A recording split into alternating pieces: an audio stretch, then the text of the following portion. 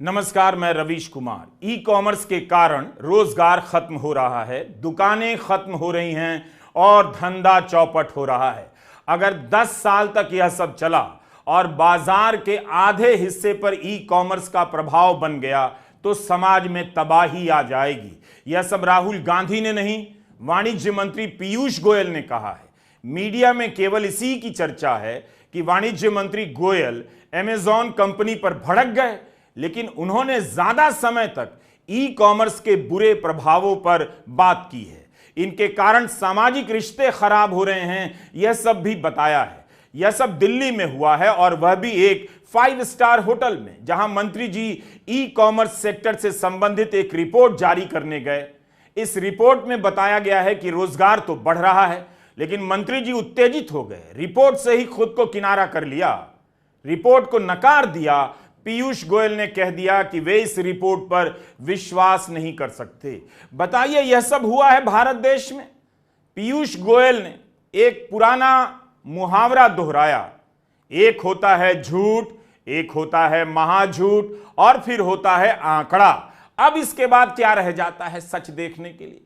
आप मंत्री के सामने कहें कि हुजूर, मोदी राज में रोजगार तो खूब बढ़ रहा है, ई कॉमर्स से कमाल हो रहा है, और मंत्री जी रिपोर्ट उठाकर फेंक दें कि हटाओ सामने से, मुझे पता है बेरोजगारी बढ़ रही है, दुकानें बंद हो रही हैं। समझिए कि कुछ ऐसा ही हो गया।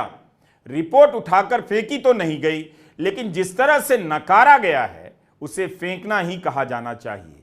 अच्छी बात है कि इस रिपोर्ट को नकार कर मंत्री जी ने हमारा समय भी बचा दिया।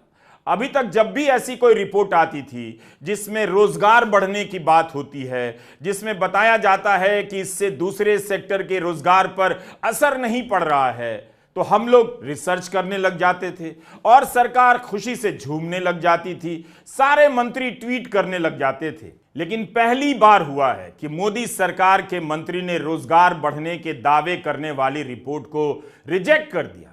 यह पहली बार है, बिल्कुल पहली बार, फर्स्ट टाइम इन इंग्लिश, जब सरकार के मंत्री अपनी ही तारीफ से चिढ़ गए, भड़क गए, उन्हें सच दिख गया।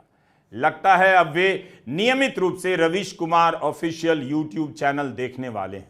यह वही रिपोर्ट है जिसे अर्न्स्ट एंड यंग इंडिया और पहले इंडिया फाउंडेशन ने मिलकर तैयार किया है। नाम ही है पहले इंडिया फाउंडेशन। खुद को थिंक टैंक कहता है, जिसके अध्यक्ष हैं राजीव कुमार। वही राजीव कुमार जो नीति आयोग में उपाध्यक्ष रह चुके हैं, यानी अपने ही लोग तो थे।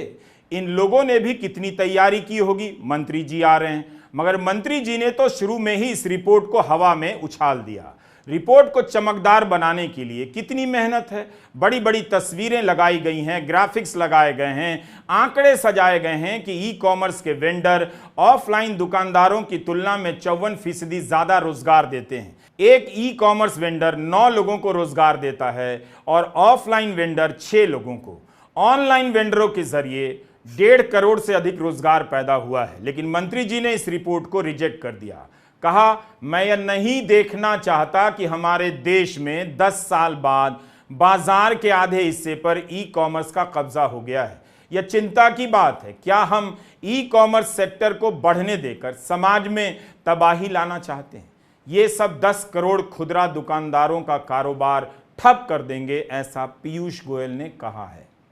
पीयूष गोयल ने केवल नकारा ही नहीं, बल्कि रिपोर्ट से जुड़े रिसर्चरों को सुना भी दिया, बता दिया उनका काम अच्छा नहीं, आंकड़े उनके विश्वसनीय नहीं।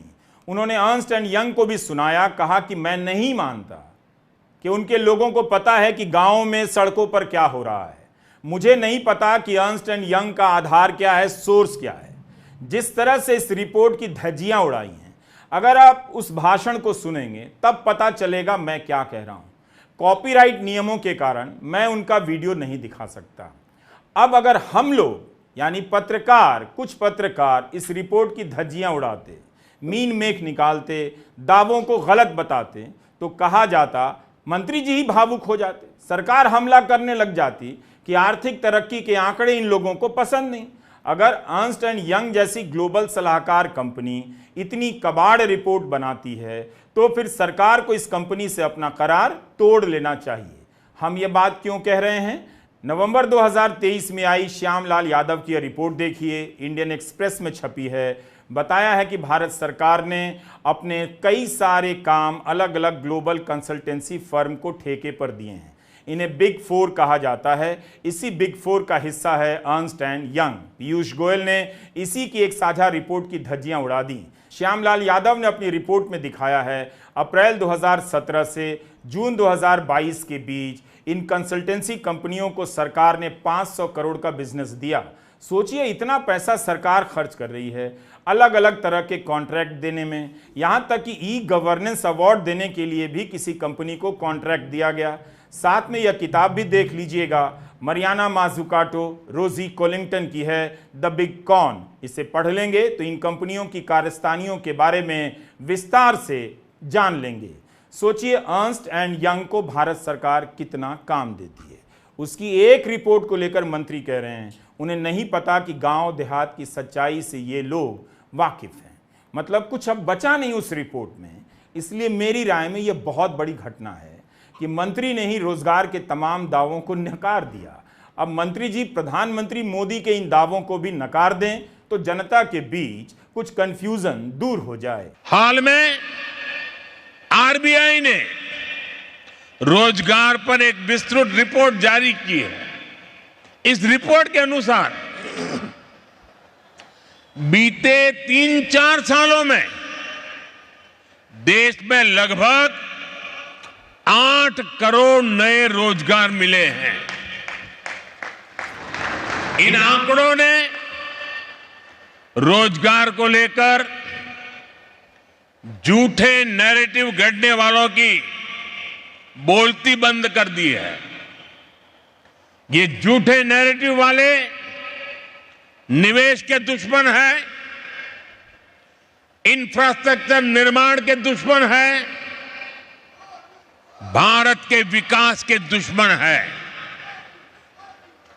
इनकी हर नीति युवाओं से विश्वासघात और रोजगार को रोकने वाली है।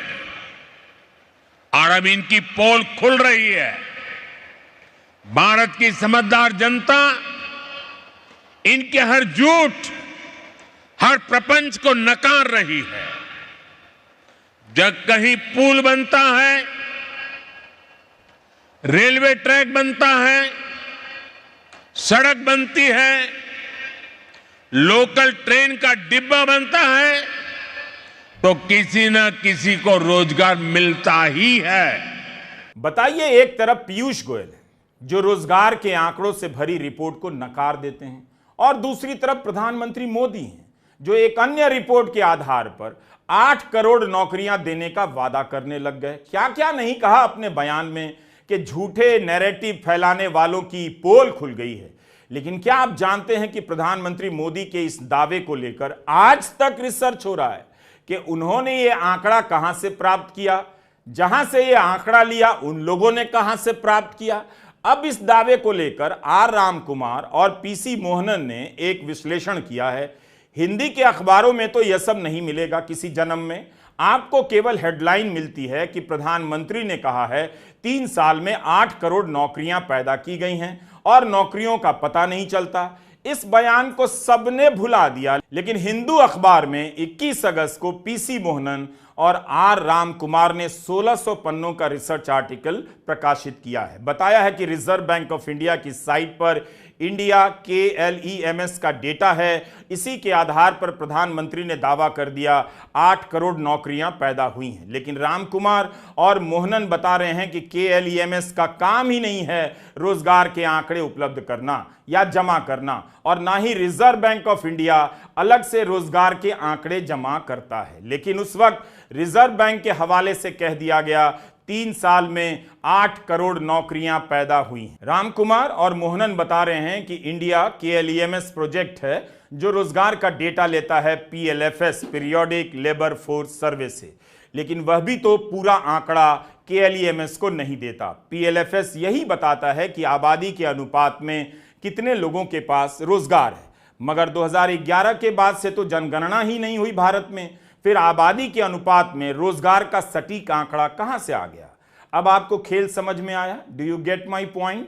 हम बिल्कुल अपने विषय से नहीं भटके, बस आपको बताया कि अर्न्स्ट एंड यंग और पहले इंडिया फाउंडेशन की रिपोर्ट में जो दावा किया गया है कि ई कॉमर्स से कितना रोजगार बढ़ा है, उसे पीयूष गोयल ने नकार दिया। उधर प्रधानमंत्री मोदी ने एक रिपोर्ट को लेकर बयान देने से पहले यह तक नहीं देखा कि जब जनगणना नहीं हुई तो आबादी के अनुपात में कितने लोगों के पास रोजगार है, इस तरह के आंकड़ों पर इतनी जल्दी कैसे भरोसा किया। नमस्कार, मैं रवीश कुमार।